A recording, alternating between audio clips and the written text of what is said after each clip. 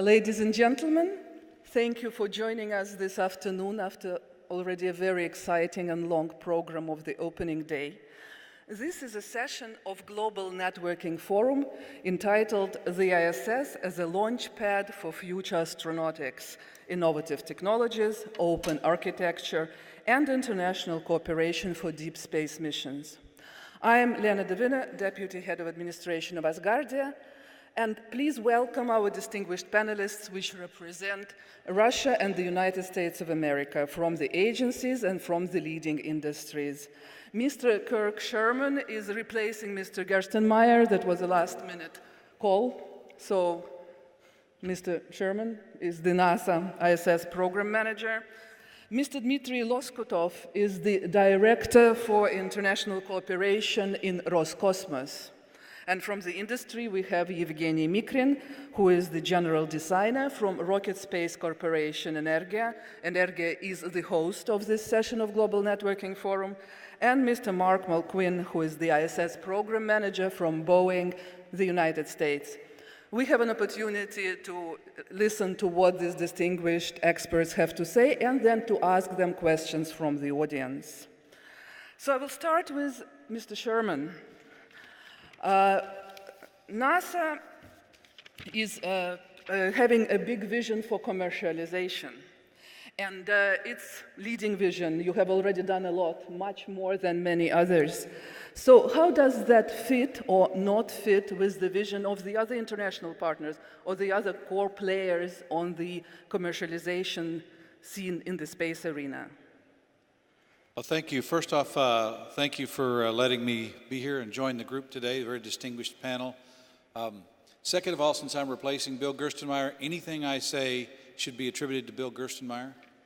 So anyway, commercialization on ISS or commercialization in low Earth orbit is a big thrust for NASA these days. Exactly what it is and exactly which direction it's going is very diverse. Actually, it's going in many directions simultaneously. I think that makes it so exciting. NASA's view of commercialization and ESA's view of commercialization and Roscosmos's view of commercialization, JAXA and CSA, may not be all aligned. And so I think it's very natural, just like countries in international trade sometimes have different views of how that should occur. I think it's natural that we would have different views about commercialization on ISS. But one of the great things about this partnership is that we'll discover those places of conflict and work together to resolve it. So I think that's actually one of the great things that we do as a partnership is have these difficulties and then resolve them. LEO commercialization is really in its infancy, and so many different facets we're engaging in. We as a world are engaging in right now, and I think it's really exciting time. It's a great time to be in the space business. It's a great time to be already in low Earth orbit, and I think it's a great time for ISS. ISS, with its resources, can actually help a growing an infant industry. We can be a great incubator, and then as things mature, then we can get out of the way. And so I look forward to working with my colleagues up here in supporting LEO commercialization. So it would be right to conclude that even though there are differences, the international cooperation we have already developed is the strong basis for advancing. Absolutely, without question. Today we look at, in fact, we stand here on October 1st, or sit here in my case, October 1st. November 20th, 1998 was the launch of the first piece of ISS. So we're essentially at the 20th anniversary. And in fact, many of us on the stage here have worked together. In fact, Evgeny and I have worked together more than 20 years. Me too. Yes. So I think this partnership with all the partners, CSA, ESA, JAXA, a very strong partnership. We're able to have very frank and open discussions, appreciate the perspective of the other partners, and then look for a solution that meets NASA's needs, but also meets the needs of our other partners. Thank you. Mr. Loskutov, the title of the session is about deep space missions. What about the view of Russia on the necessity of deep space missions? And if we were to go that way, what would be the Russian approach? Well, eventually we will have to go deep space. If we are pioneers in space, we shall think about that. What the approach would be, well, we're thinking about the lunar orbitation platform, about our input there. We're not going to terminate, in any case, our communications with our partners on this issue. But we have to think about how to explain to our government, to our Ministry of Finances, for example, why we need to go deep space. There are so many risks. You cannot predict, in fact, what would cost would be, how much human effort it would take.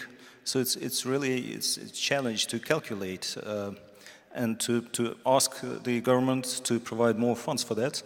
So this is one of our essential tasks at this moment for our agency, our corporation, in fact.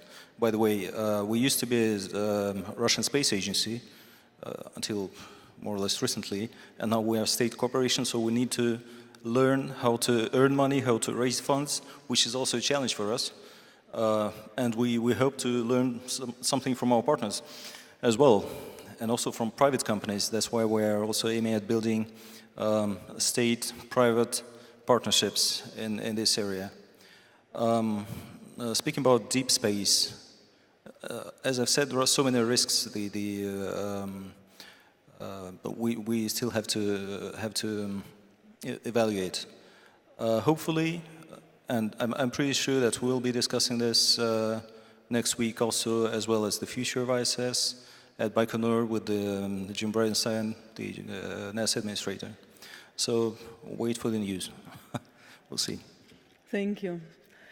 Mr. Mikrin, as your colleague of more than 20 years, Mr. Sherman mentioned, it's 20 years anniversary this year of the launch of the ISS. So clearly Russia stands at the foundation of human spaceflight. I'm sure there are a lot of celebrations upcoming, but I'm also sure there are a lot of serious plans. So now, looking back at the legacy and looking into the future, what is the position of Energia? What is the vision of Energia? What will the next decades bring?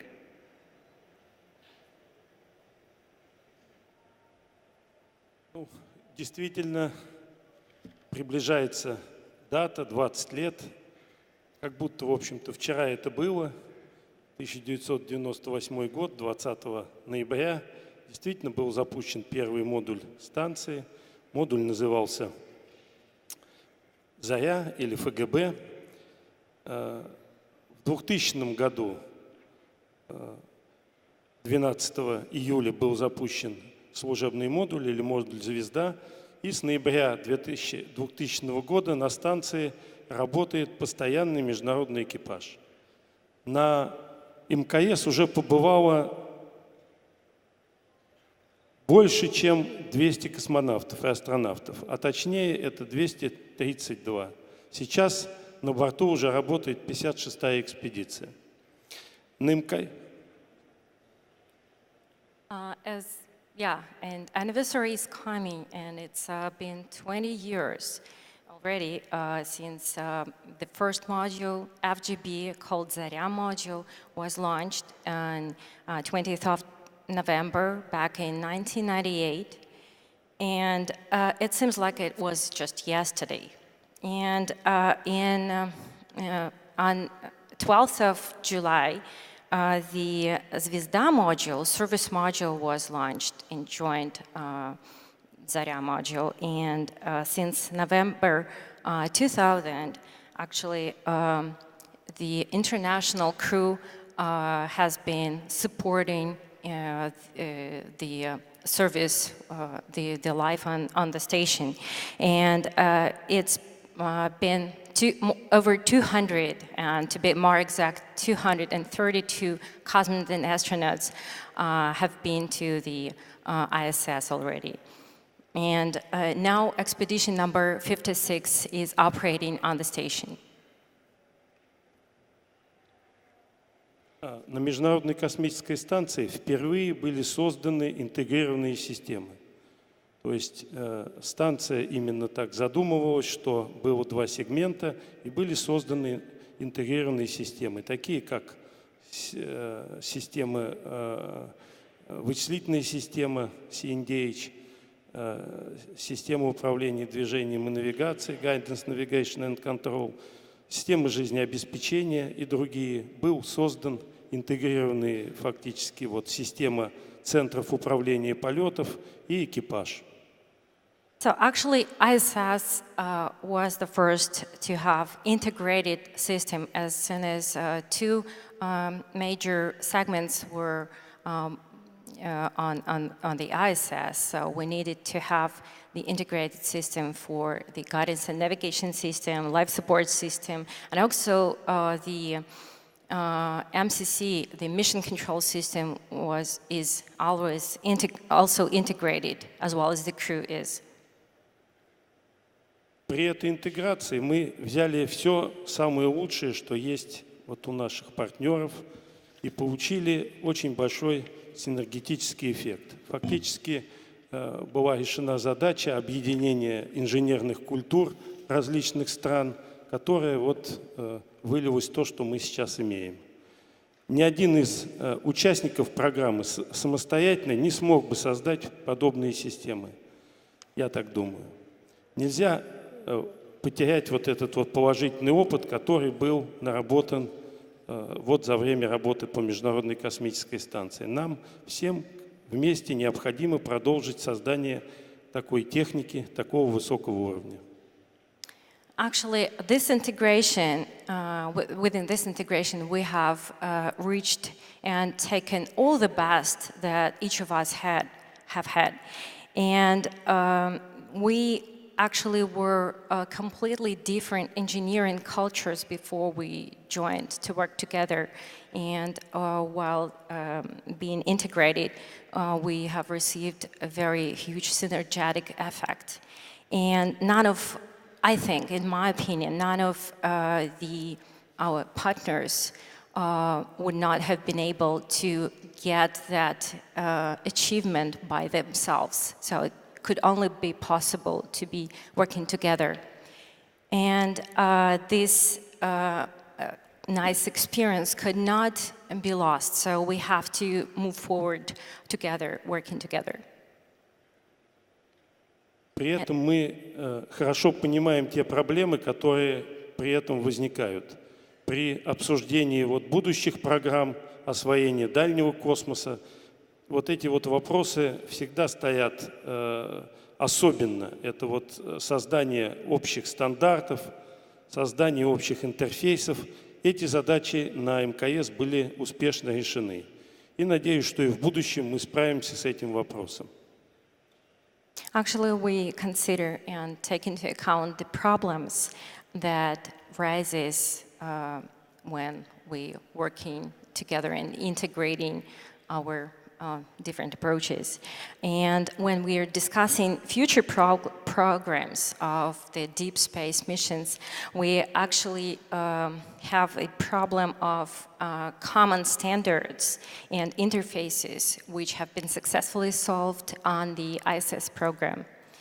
And I really hope that in future we will cope with this as well. Сейчас мы работаем над завершением строительства российского сегмента Международной космической станции. Это 3 новых модуля. Модуль МЛМ или модуль наука, где будут созданы дополнительные рабочие места для проведения научных экспериментов. Это узловой модуль и модуль научно-энергетический модуль. И переходим уже к ее полноценному целевому использованию. Сейчас активно разрабатывается новый корабль «Федерация», который должен летать к Луне. Идет проектирование ракеты-носителя «Союз-5», ракеты-носителя среднего класса и ракеты-носителя сверхтяжелого класса. Ну и, конечно, мы очень серьезно думаем о лунной программе. And we're working on the completing the ISS architecture, and we're still working on 3 new modules upcoming. That is MLM, Multi-Purpose Laboratory Module, which is going to be used for different scientific researches utilization, and this nodes module, and scientific power module. And we're still working on the Federacja spaceship. We're projecting Soyuz 5, which is middle lift launch vehicle, and as well as we're working on the super heavy lift launch vehicle. And of course, we're thinking seriously about the lunar program. Of course, Energia and Boeing are the lead integrators of the International Space Station. So, Mr. Malkin, what is your experience? How does the ISS contribute to the international cooperation? It's an incredible vehicle, and so many countries have contributed their knowledge and expertise and will and vision, and you were at the core of making this beast fly. Thank you. First of all, international cooperation in space has been going back thousands of years in stargazing and navigation. Certainly our countries have shared those sciences of how to get our ships and vehicles across countries, or across oceans. However, when we talk about human space flight cooperation, the Soyuz Apollo early in the 70s had international cooperation for a successful docking between the two agencies and countries. We talk about the shuttle visiting the Mir station in the late 80s, early 90s, and then we talk about International Space Station. Of the 15 member nations that have put their investments from their agencies, their contractors, we've made a pretty magnificent platform that can be utilized. I think it was stated yesterday, there's actually 103 nations that have put science, hardware, people, or experiments, payloads up on space stations. So it is truly an international platform.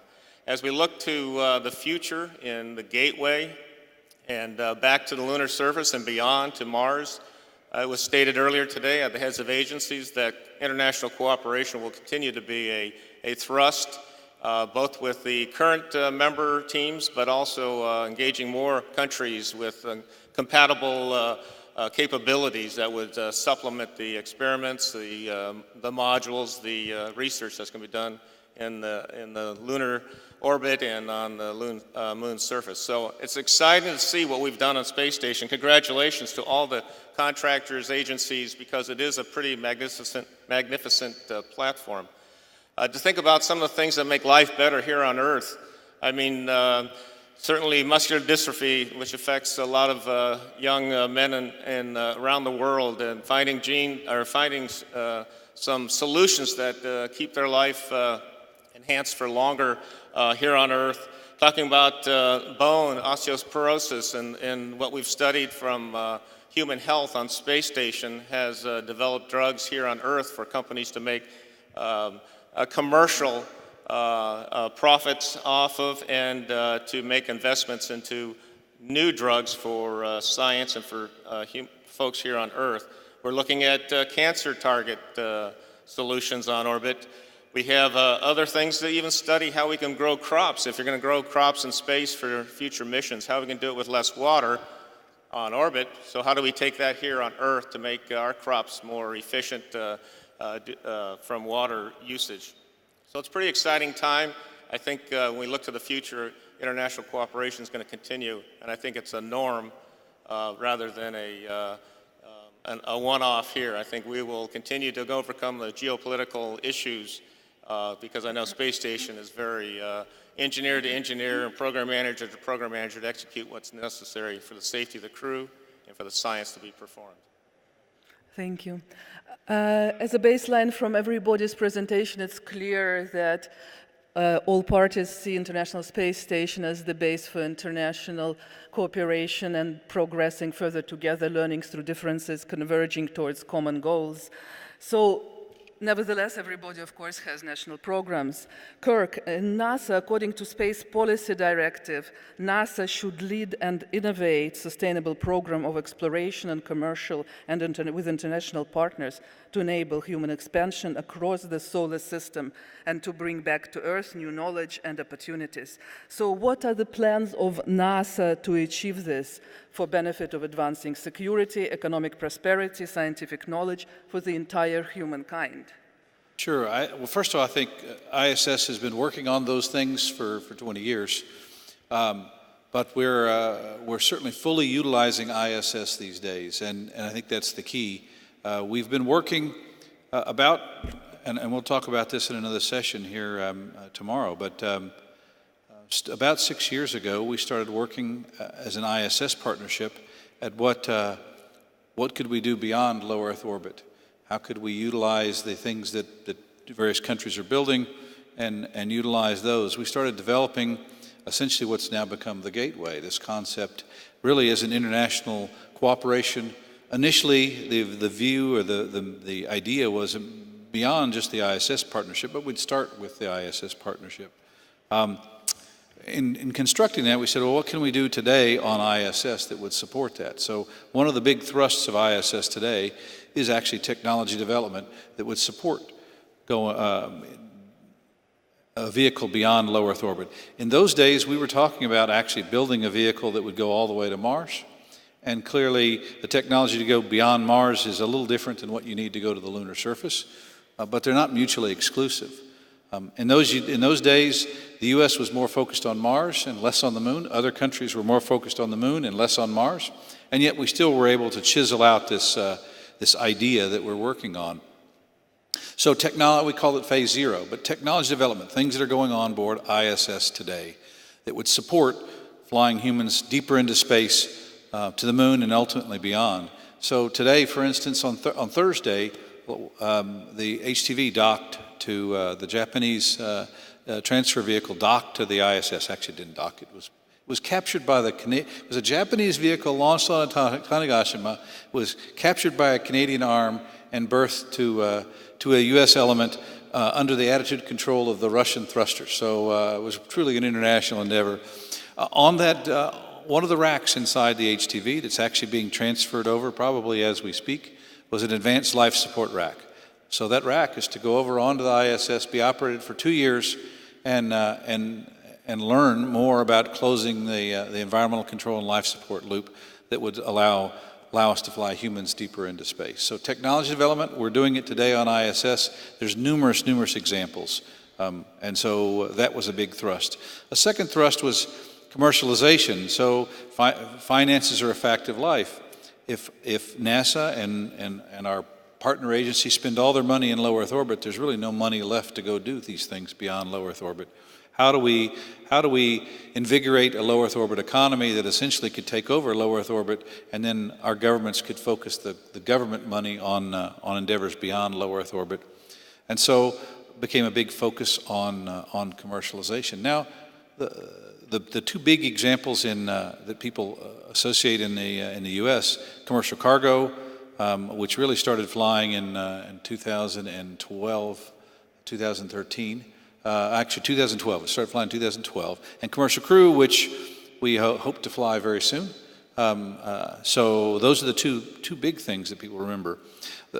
But the actual birth of commercialization on ISS actually happened in 2003. Because in 2003, NASA had the Columbia accident, and we needed to fly our astronauts on a Soyuz vehicle. And actually, we entered into a contract and have been buying cargo or crew transportation from Roscosmos and Energia since that time.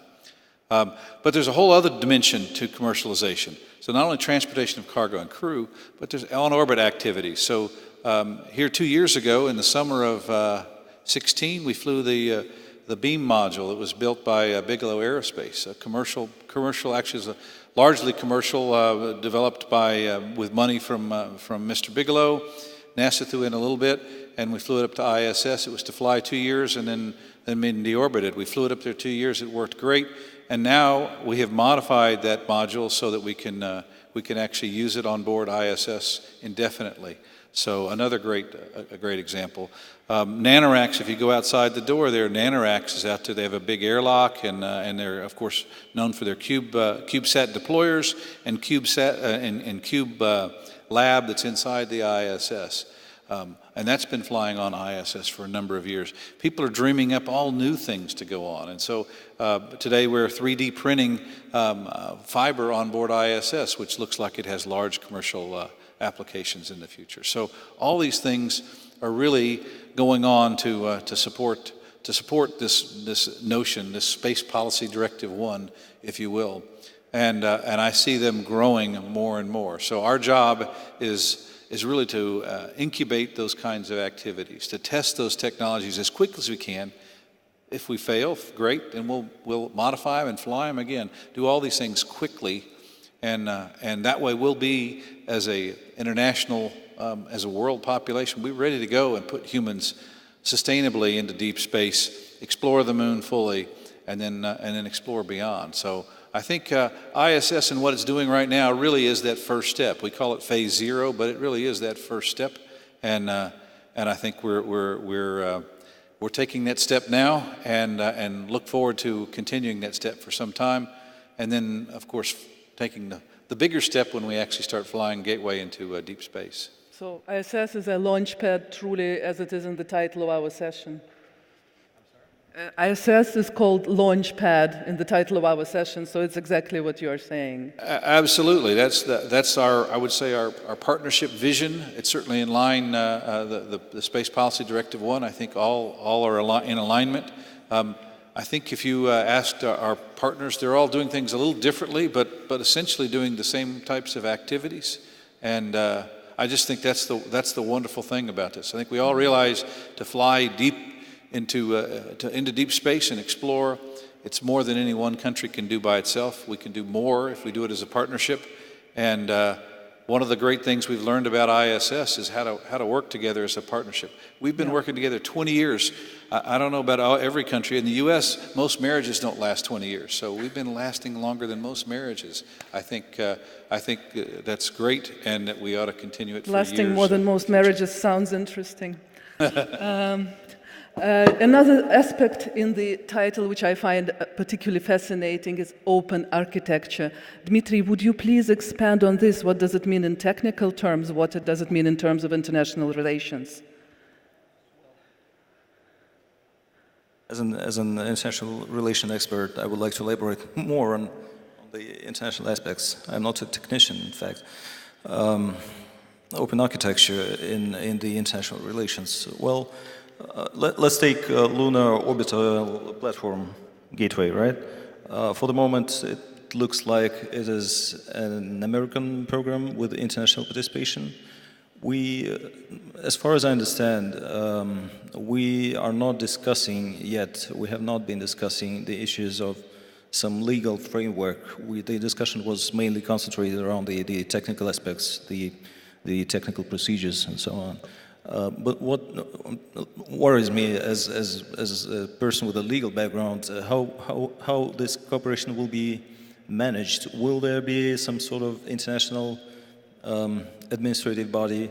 Will the principles remain those principles that are now valid for the International Space Station? I'm talking about the principle of consensus in decision making. Or is this principle already outdated? It's interesting because I've been working at NATO, in the Russian mission to NATO for 6 years, 5 of them with under the leadership of Master Rogozin. And it seemed to us that the principle of consensus is not really that interesting. I mean, with the 28, even more nations now, it's hard to take decision by consensus. Speaking about ISS, it's not that many. I mean, it's 15 nations. Speaking about the LOPG, it would be, I guess, even less at the starting point, at least. So these are open questions. We need to really think about this. For the moment, all decisions are made by NASA. Seems like U.S. standards will be imposed And for Roscosmos, for Russian Federation, this is, I mean, limited participation is not that interesting. We would like to have some wider instruments to participate in. So we need really to take stock and to find some balance of interests in order to cooperate more effective, in a more effective way, in a more prominent way, and to take better and further steps. Thank you very much. So Evgeny, what is your vision now, the ISS, 20 years into the flight? What's next? ISS for 5-10 years, but there is life beyond 2030.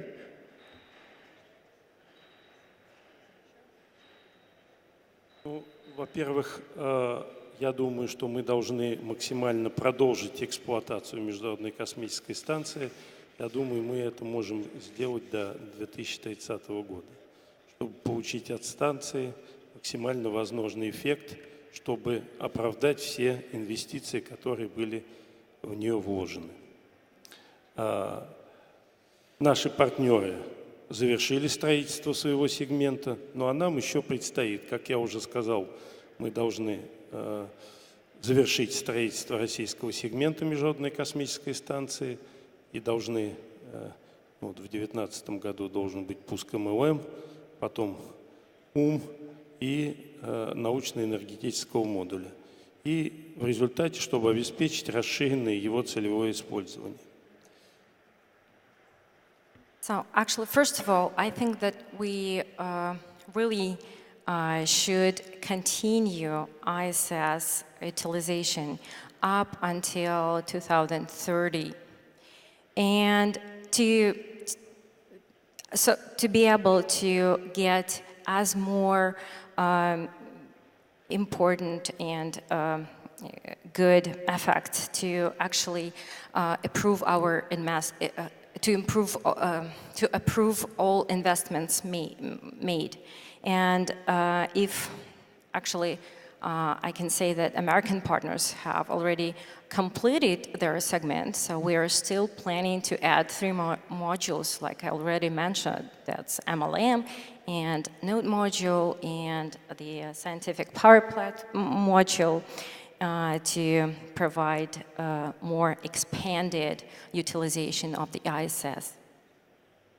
Будущее пилотируемой космонавтики на низкой орбите в эпоху после МКС, как вы сказали, представляется мне уже не в качестве вот одной большой станции, а в виде нескольких национальных и международных станций меньшей размерности, которые смогут работать в посещаемом режиме.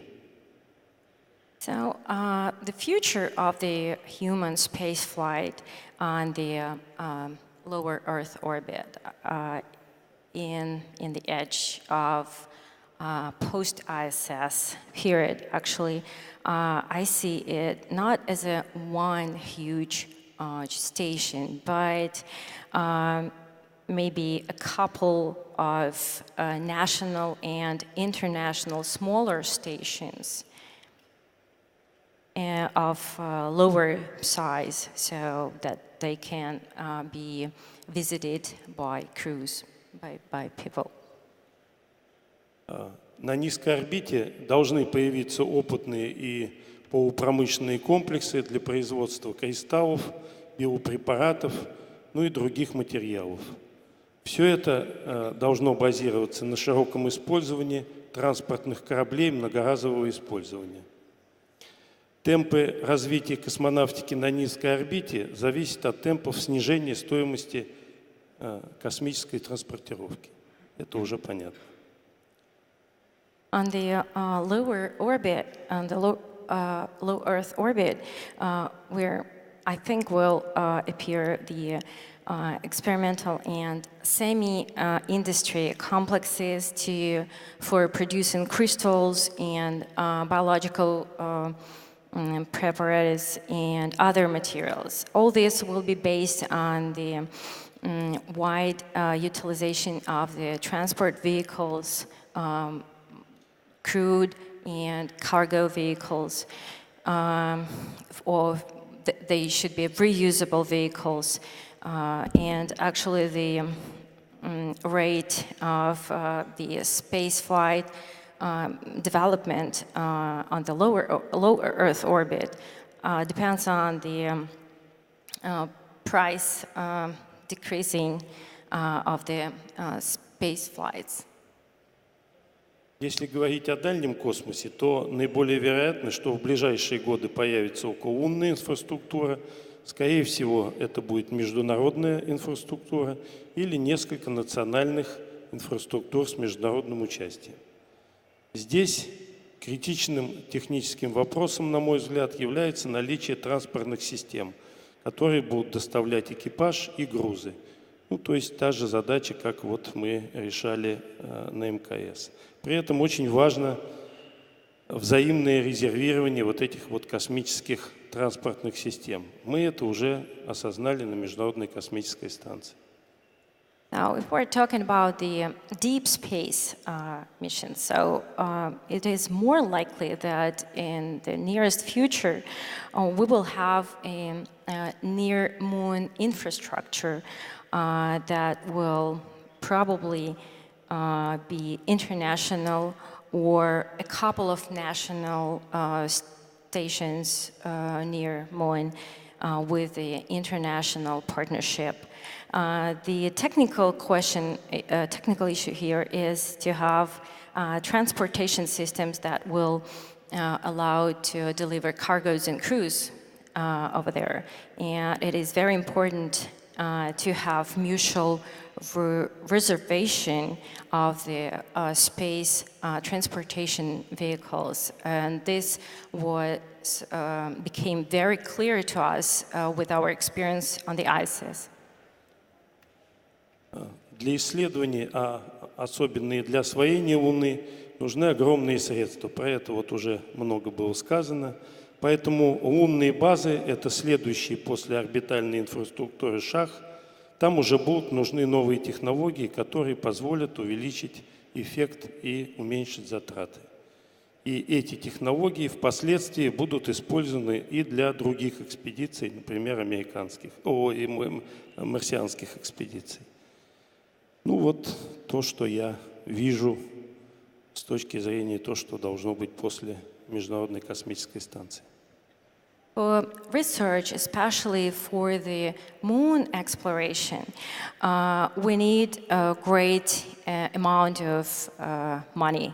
And that is why a lunar base is maybe the next step after the orbital infrastructure. And we will need new technologies that will allow us to expand the effect and to lower the expenses.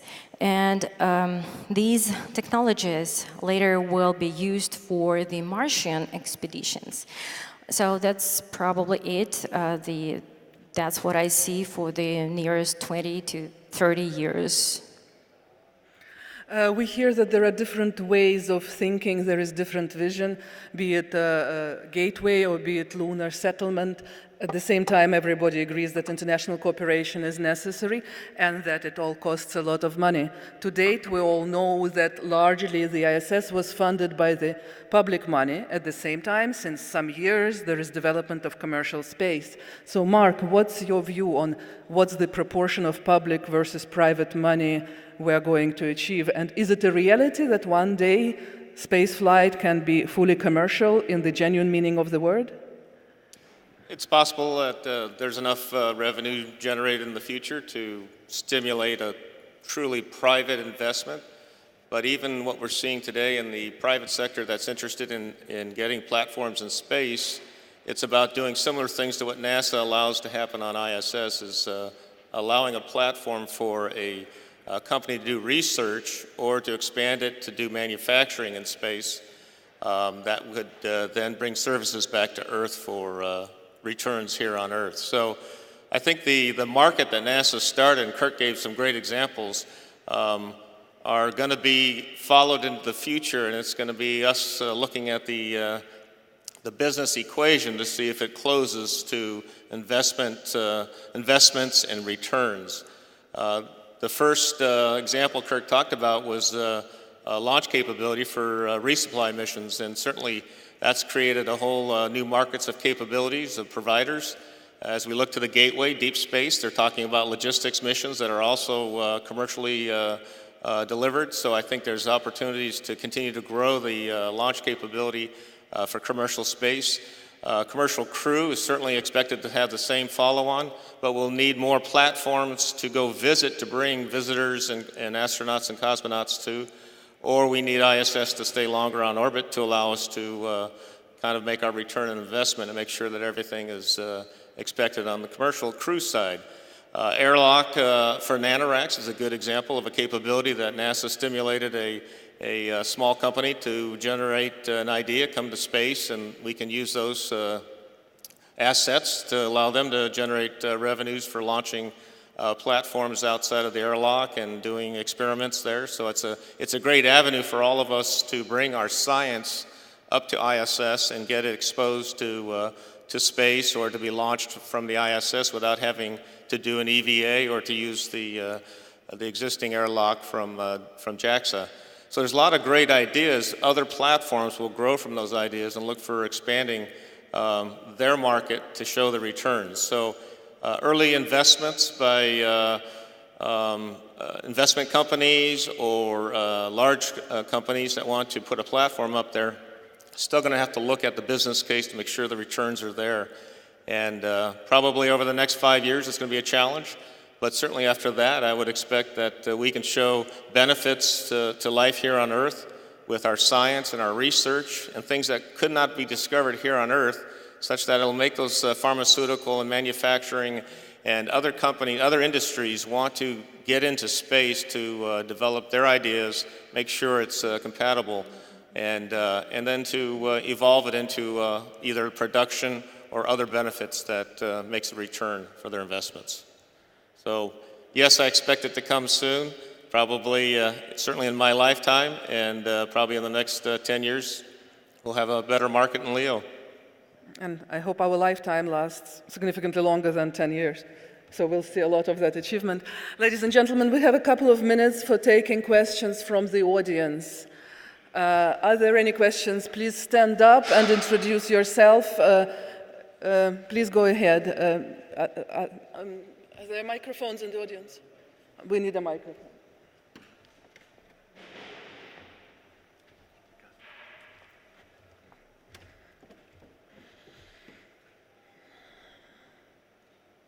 Thank you. That was a wonderful panel. My name is Sergei Iliev. I'm from London, and my question primarily is addressed to the Russian delegation. I was wondering if Russia has a plan for Mars, and if so, what this plan is.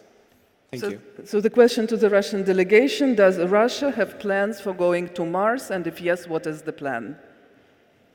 As someone who was raised reading Ray Bradbury's novels, I would love to have something to go to Mars. I'm not sure we have a plan or the plan to go to Mars. I think we need to be, someday we will, not at the moment, as far as I understand. If you're talking about the human trip, right?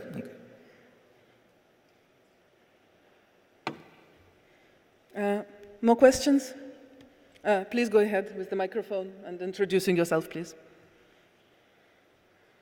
Hello, everyone. My name is Jacob Waterkamp from Germany, and I have a question to the American colleagues. The day we will see when the commercial crew program is really starting, we're bringing the first people up there, we will see a change in how everyone probably works together with Russia, because Soyuz is a little bit of obsolete. Maybe how do you want to continue working with Roscosmos and Russia after that, and maybe what are your expectations to Russia?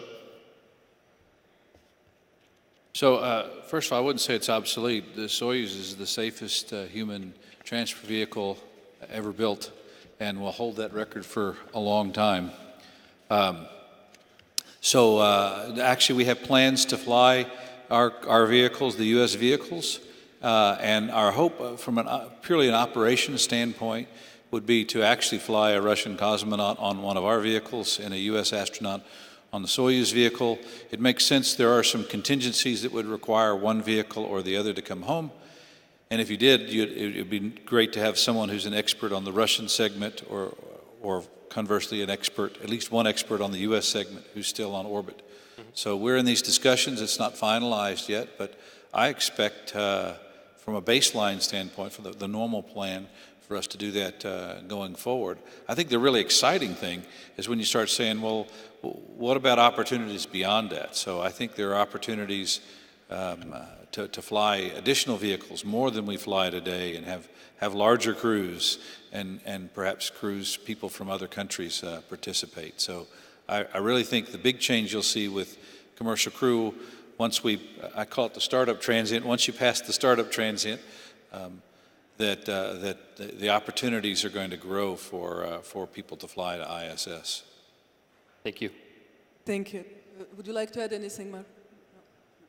This ends our session, ladies and gentlemen. Thank you very much for your attention and attendance. As you can see clearly, we just scratched the surface of a very interesting subject, and I'm sure in the remaining 4 days there will be opportunities to discuss it in more details with these distinguished experts. I see here in the audience many faces I know since more than 20 years, so let's all wish ourselves very happy 20th anniversary of the ISS, which is coming on the 20th of November. So please do remember to celebrate. And Mark, Kirk, Dmitry, Evgeny, Anna, thank you very much. It's been a pleasure to work with you today, and I'm sure we'll have a lot of other interesting discussion about the ISS and where it takes us in decades to come. Thank you.